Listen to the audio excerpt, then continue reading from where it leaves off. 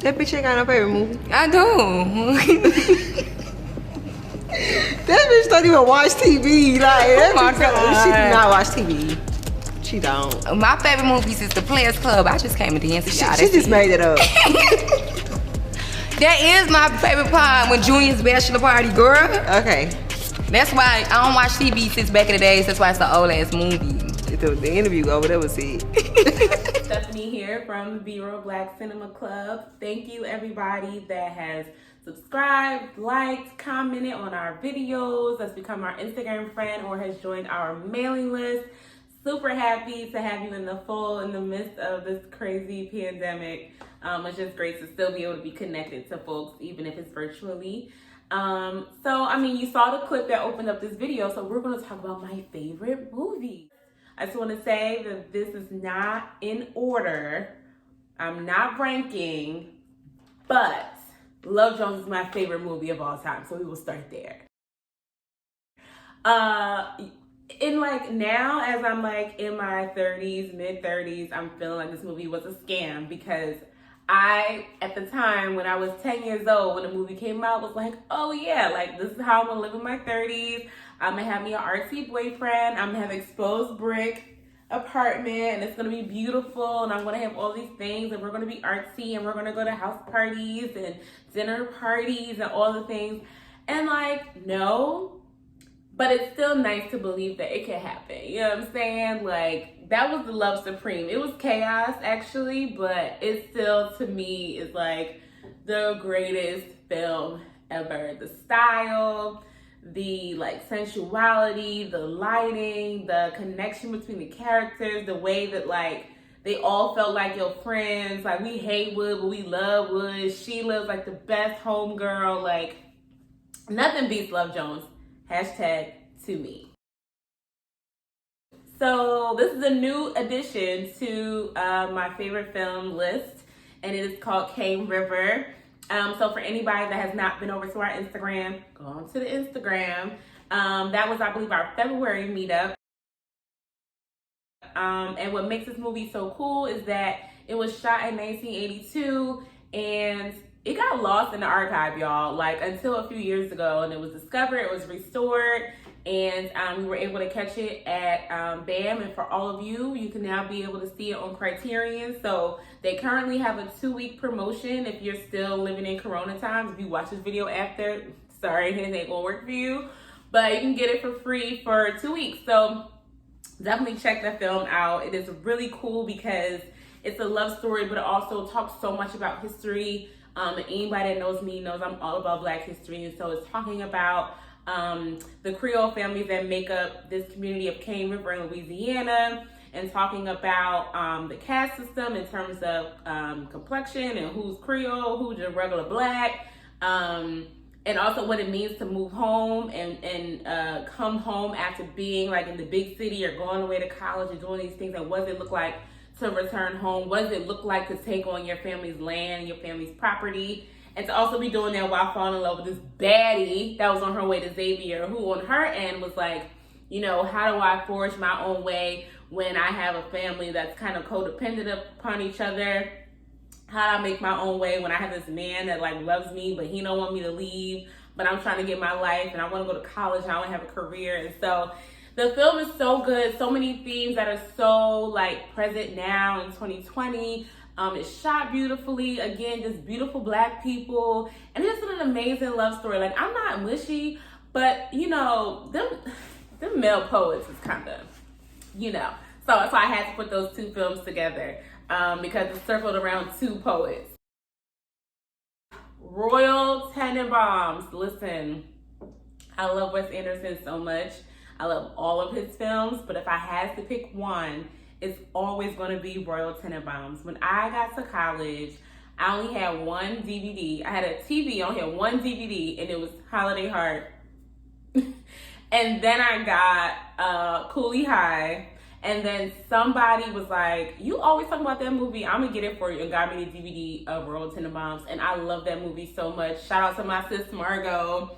You're a snake poo, but I live for you still.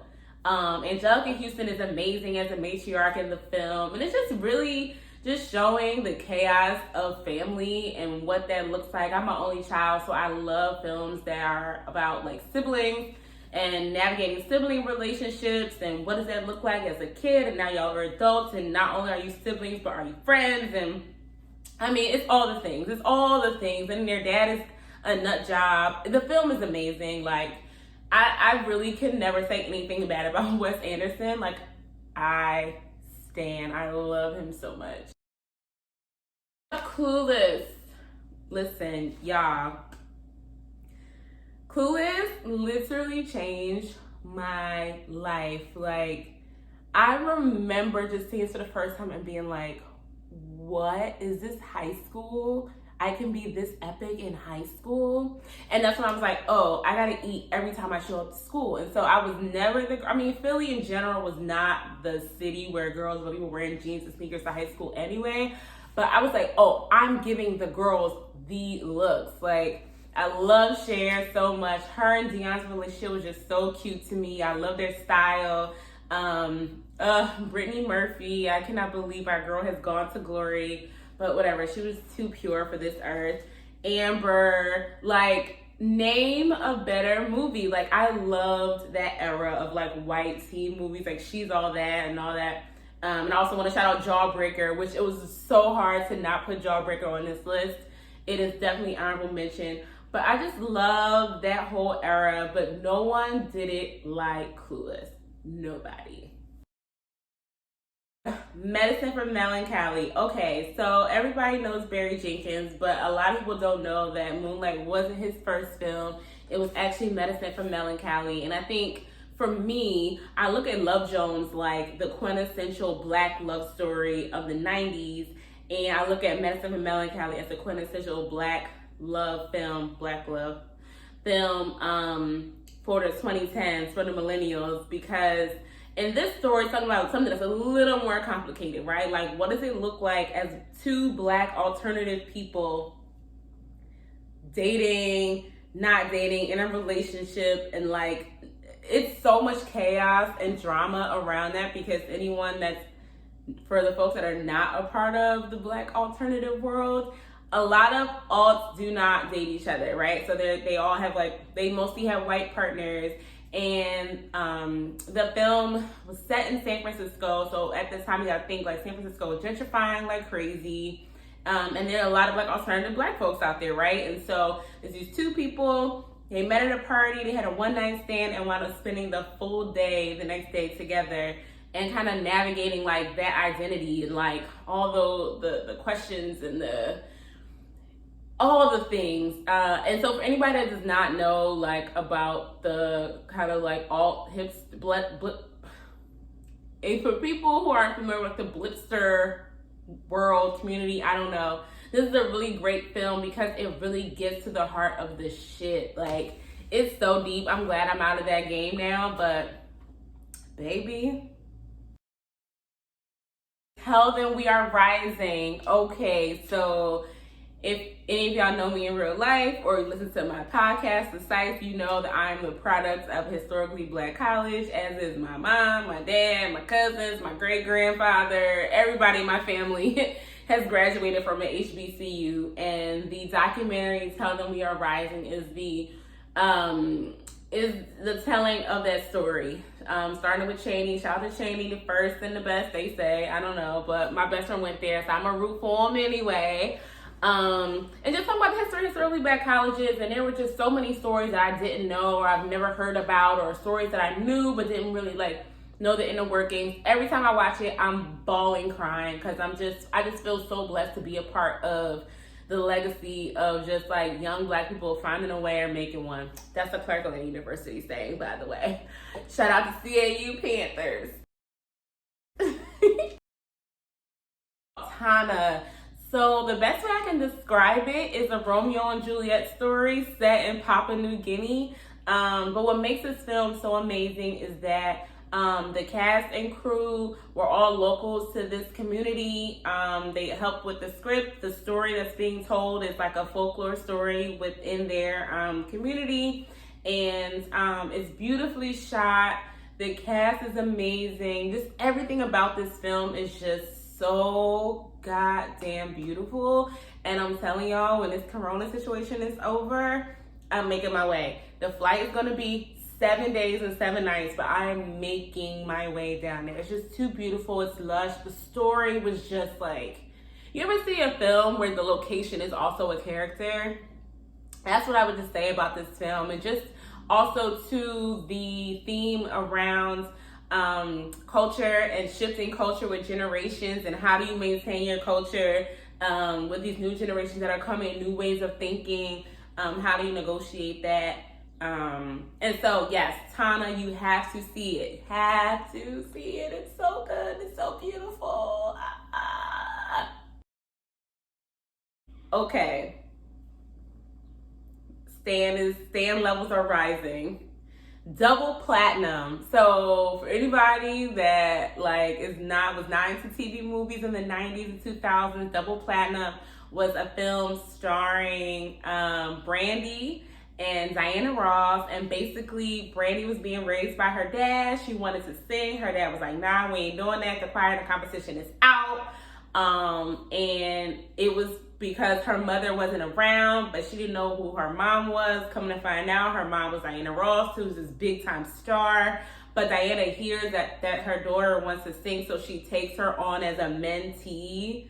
Then it comes out that, that's her mom, and it's all these conversations around can you have success and be a mother and a wife and all the things. But what made the film so even more dope, because that alone is dope, but what made it even crazier was this was a time when Black artists would use TV and film to promote their album. And so this was a Never Say Never era. So every time Brandy performs as this character in the film, she's performing a single from Never Say Never album. So I love the cross marketing, love the film, love the micros, love the Diana wigs, clearly. I have my Diana wig on for y'all today. Mo Better Blues. Now, it was hard for me to pick a Spike Lee film because I stand Spike Lee as much as I stand Wes Anderson. Spike Lee has definitely, for me as a kid, shaped what I wanted my, grown life to look like. And I was trying to decide which one had a bigger effect on me in terms of this life that I wanted to live, right, in my 20s and 30s. Was it Mo Better or was it She's Gotta Have It? She's Gotta Have It came out the year I was born, 1986. And so I have so many attachments to that film and the themes in the film, but it was just something about that Mo Better, making Mo Better. So for folks that don't know, Mo Better Blues is about a musician named Bleak Gilliam living in Brooklyn, and he just womanizing but not really caring, because all he really cared about was his music and all the things that happen when you in love with two women, but you really love your music more, and just the Black Brooklyn cool that brought so many people to this neighborhood, me included. And so, I just have so many moments watching the film still, and wanting to name my kid Indigo, all the things. I can say so much about Mo Better Blues, from the fashion, from just the way it was shot. It just really created in my mind what my Brooklyn could look like. And so the ways in which Love Jones, I was like, okay, this is how I want my life to look. Mo Better Blues was that life in the context of Brooklyn. So, and lastly, a heart is a house for love, and I learned, that it don't take too much to break, okay? 5 heartbeats, y'all. First of all, Robert Townsend, we speak your name forever and ever and ever. And it was really hard to pick which one of his films I love most, because Meteor Man and Hollywood Shuffle, but it's nothing like 5 Heartbeats. One, I love a sing and dance. Give me a song and dance and I'm here for it. God,